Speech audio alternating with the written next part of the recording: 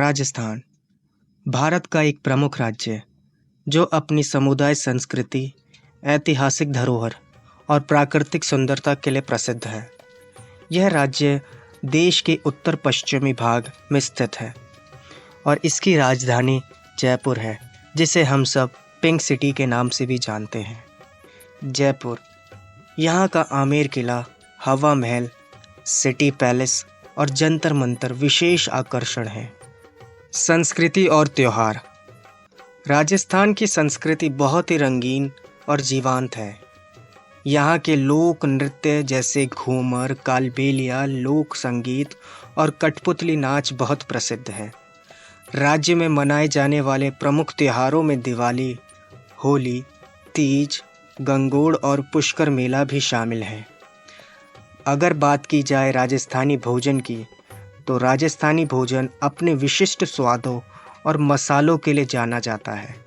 प्रमुख व्यंजनों में दाल बाटी चूरमा, गट्टे की सब्जी, कैर संगरी, मिर्ची वड़ा और घेवर शामिल है। राजस्थान अपने इतिहास, संस्कृति और प्राकृतिक सौंदर्य के लिए साथ पर्यटकों को आकर्षण करता रहा है। भारत की सबसे लोकप्रिय पर्यटन स्थलों में से भी एक रहा है ये। राजस्थान की भूमि प्राचीन इतिहास और कहानियों से भरपूर है, जिसमें कुछ डरावनी भी है और कुछ अच्छी भी है। भूतिया शहर, गांव मोहल्ले और उनके किलों के खंडरों से बहुत अलग आकर्षण रहा है। शायद इसलिए क्योंकि वे हमें उन लोगों के जीवन में झांकने का मौका देते हैं जो कभी उनमें रहा करते थे। रेगिस्तानी क्षेत्र होने के कारण राजस्थान में भूतिया गांवों की कोई कमी नहीं है, लेकिन उनमें से कुछ को भांगड़ और कुलधारा जितना ध्यान नहीं मिला, शायद उनके साथ जुड़ी उन कहानियों के कारण। जब हम जैसलमेर में थे तो हमारे लिए कुलधारा की यात्रा करने की इच्छा होना स्वाभाविक था, तो हमने वही किया।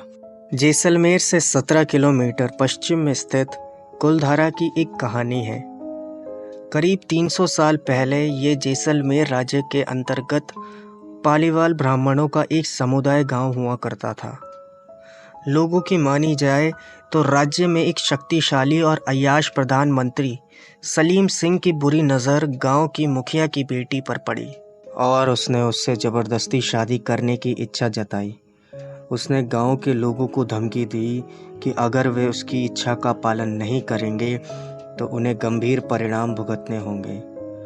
तानाशाह के आदेश का पालन करने के बजाय पालीवाल निवासियों ने एक परिषद का गठन किया और 85 गांव के लोगों के साथ अपना पुश्तैनी घर छोड़ दिया। लेकिन ये सब यही नहीं रुका। जाने से पहले उन्होंने कुलधारा को एक श्राप दिया कि उनके जाने के बाद कोई भी उनके गांव में नहीं बस पाएगा।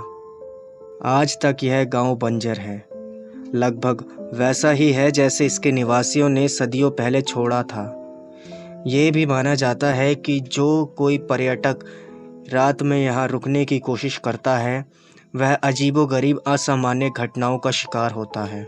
ये तो रहा पहला कारण, लेकिन दूसरा कारण ये हो सकता है कि सलीम सिंह के अत्याचार कुछ इस हद तक बढ़ गए हों कि स्थानीय समुदाय के लिए गांव में जीवित रहना मुश्किल पड़ गया होगा और इस तरह उन्होंने दूसरी जगह पे पलायन करने का फैसला किया होगा। हालांकि लोगों को पहली कहानी पसंद है। खैर, आखिर क्यों नहीं पसंद होगी?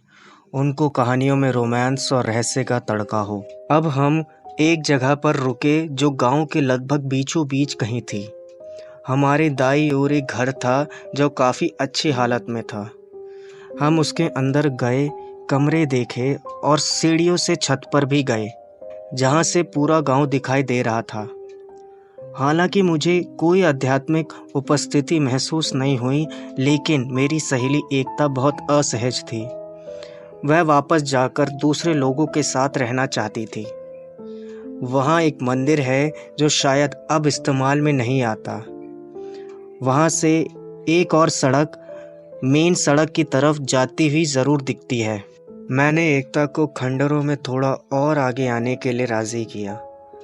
जब हम उन ढहती दीवारों से घिरे हुए अकेले चल रहे थे, तो सदियों पहले मर चुके लोगों के जीवन के बीच यह एक अजीब सा एहसास था। गर्दन के पीछे चुभन जैसी सनसनी जो किसी को भी असहज कर दे। इन सब के साथ मेरी सहेली एकदम से सहज चुकी थी। उसने आगे जाने से एकदम इनकार कर दिया और हम वापस गए। निष्कर्ष: कुलधारा एक वीरान जगह है जो देखने में बहुत ही वीरान लगती है, और जब कोई उन बदकिस्मत लोगों के बारे में सोचता है जिन्हें अपने पूर्वजों की भूमि छोड़ने के लिए मजबूर होना पड़ा, तो दिल में एक उदासी सी छा जाती है।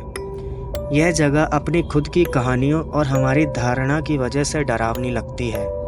हालांकि इसकी हवा में थोड़ी उदासी है, लेकिन एक उम्मीद भी है जो हमें इसे एक अभिशाप का रूप मानने से मना करती है।